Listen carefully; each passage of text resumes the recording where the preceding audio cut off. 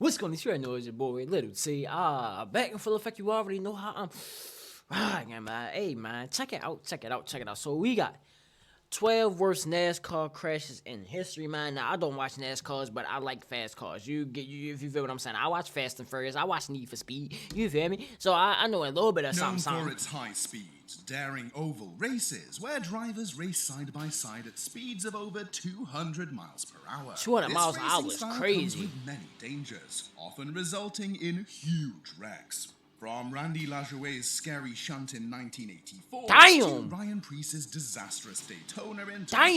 2023, Damn. we'll look at all Oh, the we racing biggest some crazy moments in shit. between. So get ready for some wild, I'm ready. high-speed I got my Oreo action. cookies on You're deck. watching Racers Rep, and these are the worst crashes in NASCAR history. Make sure you hit subscribe for more videos just like this. First up is one of the most jaw-dropping crashes ever. Throughout the decades of NASCAR history, very few moments are as embedded in fans' memories as much as this. Damn, where your crash car from at? It ain't even a car no more. Practice for the 2002 Busch Series race at Bristol. The track is known as Thunder Valley, and on this day in 2002, Mike Harmon found out why. While traveling through Turn 2, disaster struck in a matter of seconds. He suddenly lost control, slamming hard into the wall on his right. To make matters even worse, Somebody smacked Harmon him. hit the crossover gate, making for a tremendous impact.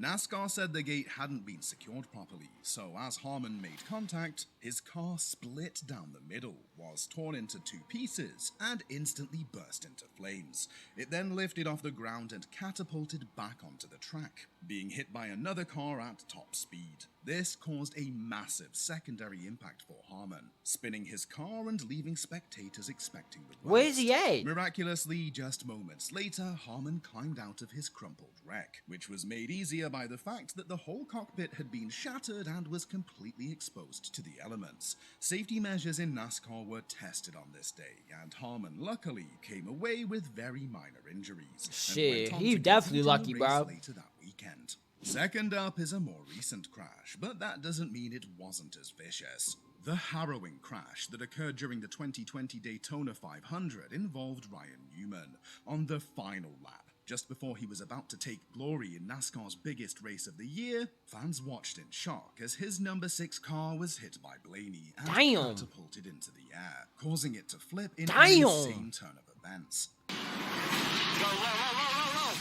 Damn!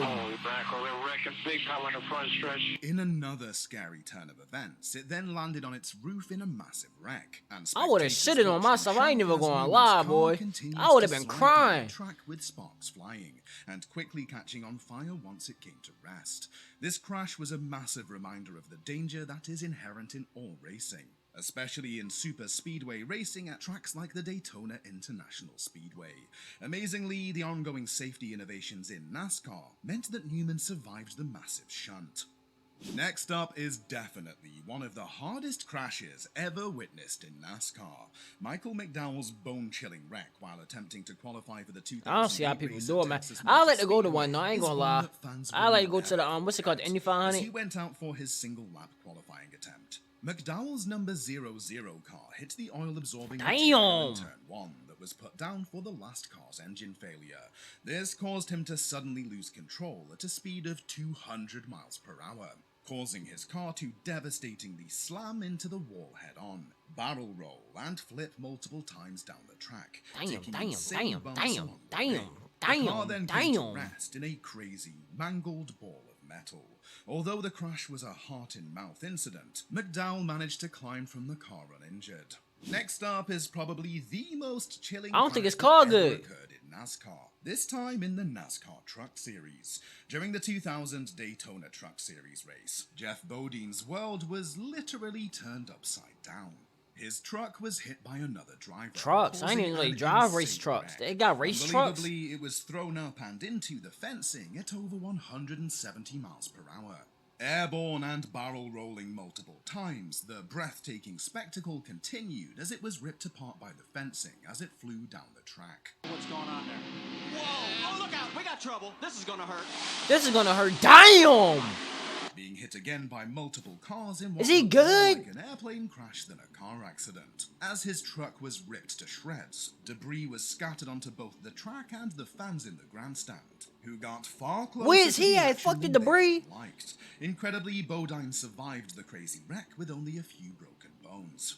Carl Edwards' unfortunate crash at Damn. the 2009 Aaron's 499 at Talladega Super Speedway is one that many fans regard as the best finish ever in NASCAR history. Edwards was about to take a momentous victory at Talladega, but that was before Brad Keselowski got involved. On the final What corner happened? before the checkered flag, Keselowski Oh, he tried gonna to hit him on overtake he gonna hit the for back lead tail on the end. bottom of the track. Yeah. Edwards' car made contact, and it sent him into a massive flight into the fencing in a spectacular, shocking fashion, being smashed into by another oncoming car and showering the crowd with debris in the process. Last second and picks up. He goes to the outside. Is Edwards going? Oh, no! He turns him. No, no. The outright violence of the crash resulted in him not even finishing the race. Edwards thankfully came away unharmed. Let's go Yeah, it back ain't in look too time a bad. bit, shall we? Back in the 1980s, safety was still improving, but many of the standards and features that we are used to in today's world of motorsport simply did not exist back then. As a result, when fans saw a huge crash, they were very worried about the well-being of the driver, and injuries Yeah, were far facts. more common. So, when the 1987 Talladega 500 took place, spectators were left in awe of the almighty moment that featured Bobby Allison, especially happened to those Bobby? sitting right behind the fence where he crashed. As Allison drove at over 200 miles per hour, seemingly out of nowhere, his car went airborne and smashed the Damn! fence, being torn to pieces and leaving debris flying through the grandstand. Oh, we have a problem. Luckily, the fence didn't break, or this would have been a lot worse. Yeah, This crash was the reason for damn. NASCAR introducing restrictor plates, which limited the top speeds of the cars to try and stop frightening and violent crashes like this from Y'all could have ever ended like some Final happening Destination type again. Sticking shit, to bro. the same era, and just a year later, in fact, the 1988 Daytona 500 also saw a jaw-dropping crash involving fan favorite Richard Petty. Coming off turn 4, Petty made contact with two other cars, and at these sorts of speeds on a super speedway, that rarely ends well. His car immediately took flight and began to flip, and within seconds was tumbling down the Damn. track upside down. The car then flipped almost 10 times in what was one of the wildest wheel rides fell for off a and NASCAR everything. driver ever, with fans being unaware that it was even possible for a crash to be as wicked as the one they were witnessing. Petty's car then slid down the track, but just as it came to a stop and Petty thought the carnage was over, he was hit at top speed by another car, causing his own machinery to be torn up even more in a devastating second impact as it spun multiple times. Daytona in those days was definitely not for the light-hearted. Okay, now back to modern-day NASCAR Cup Series. Them cars look On nice. It's so NASCAR's nice. second Look how visit to pretty the them Daytona cars look. International Speedway in 2023, Ryan Preece was hoping to have a smooth day, avoid damage to his machinery, and go home with a solid result. But the ruthless nature of the fan-favorite Floridian track had yet another twist in store. This crash was unlike any other in recent NASCAR history. Damn, It what was a happened to race his that brought eyes? more media coverage to the series than any car owner or promoter could have. Oh, got two black eyes. For all the wrong reasons. Reese moved down and hit another car, sending him flying high into the night sky and violently smashing into the Damn. ground. Oh, and around goes a couple cars. Priest upside down. He's barrel rolling through the grass. The car continued to tumble down the track, barrel rolling almost a dozen times. Damn. In a stunning show of destruction. The Oh car my then bounced God. so high into the air that it was up about 5 times the height of the car before catching on fire. This was definitely Oh, that nigga the did. scariest wreck. Yeah, he in did. many, Look at your eyes. many Damn. And in case we needed another example, that I don't even know how super you're speedway good. racing can produce massive crashes involving flips, barrel rolls, and heavy hits, Elliott Sadler provided in this unbelievable 2003 smash at Talladega. During the final laps, the tension was building as the drivers fought for position, with Sadler in the top three for the lead. Pushing the limits of top speed and tight slipstream, Sadler, driving his number 38 Ford, got a bit more action than he was hoping for. As the pack roared towards the checkered flag, Sadler's car was hit from behind. Not the causing it to lift M&Ms? off the ground in a shocking turn of events. The car then barrel rolled multiple times into the banking of the corner, viciously throwing him down onto the grass, leaving onlookers momentarily breathless. Road trouble. Elliott Sadler over once and a half and on his roof. He was another victim Damn, of that a bitch nasty played. high-speed incident who had luck on his side, as he somehow survived this close call. Talking about close calls, Rusty Wallace's think that's the last one, number massive 10. crash during the Talladega race in Yeah, that's probably the last one, number 10. 1993 remains Oh, no, I a swear, huge I'm moment geeking. in I his read this shit, too. I read the career. title. Wallace was fighting for the lead on the final lap of the race, having competed in a I'm fierce trying to see duel that for final and position see how in the that shit previous looking, 'cause 8 minutes. some of In these an ones is attempt to crazy finish as hell, high bro. Possible, the fan favorite number 3 of Dale Earnhardt hit Wallace's rear bumper, sending him spiraling off to the left of the track and completely out of control, triggering a spectacular airborne crash. Wallace's car flew through the air, looking momentarily like he would never return to ground, as his car stayed airborne for so long. Cameron wins and Rusty spins and gets airborne. Dang, he was in the air for a good minute. God Barrel rolls down damn. the front stretch. You see how long that nigga was in the air for? Oh As my his car stayed God. airborne for so long. Cameron wins and Rusty spins and gets airborne. And flips wildly. He barrel rolled down the front stretch, taking multiple heavy hits, tearing up his race car in the process, Damn. leaving fans and fellow drivers in complete That's not even a car no Remarkably, more. Wallace emerged from this wreckage mostly unscathed. Now, what about this near disaster from 2015? Oh my God, look at that Austin car. Dillon's harrowing crash at the Coke Zero 400 race in Daytona remains one of the biggest, scariest wrecks in NASCAR history.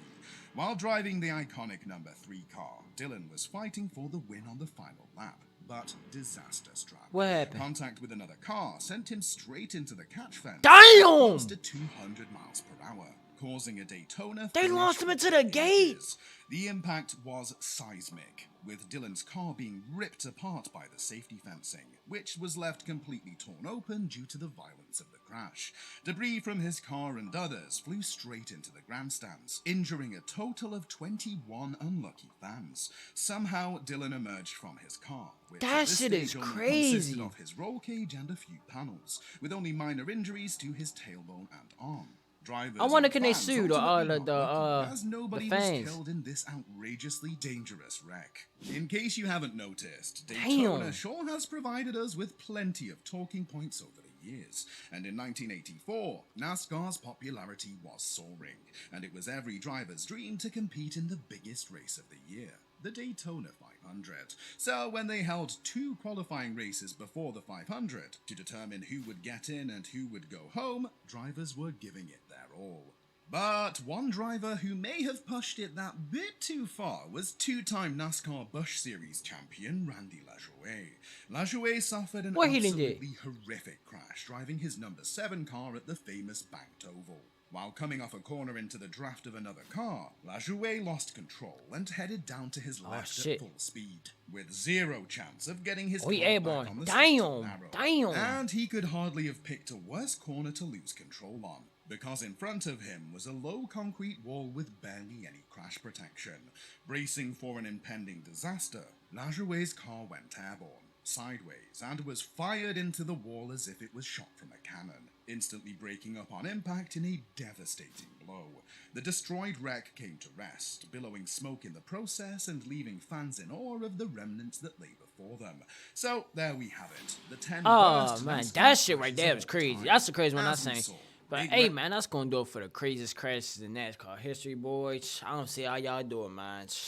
Hey, shout out to y'all NASCAR drivers, bro. Y'all put y'all body on the line with that shit, man. Y'all just as important as like LeBron James and the Patrick Mahomes and the Michael Phelps. I'm naming all sports athletes, bro. But yeah, man, that's gonna do it for the video. Let us know in the comments below. Make sure you guys like, comment, subscribe. Hope you enjoyed the vibe, man. Peace.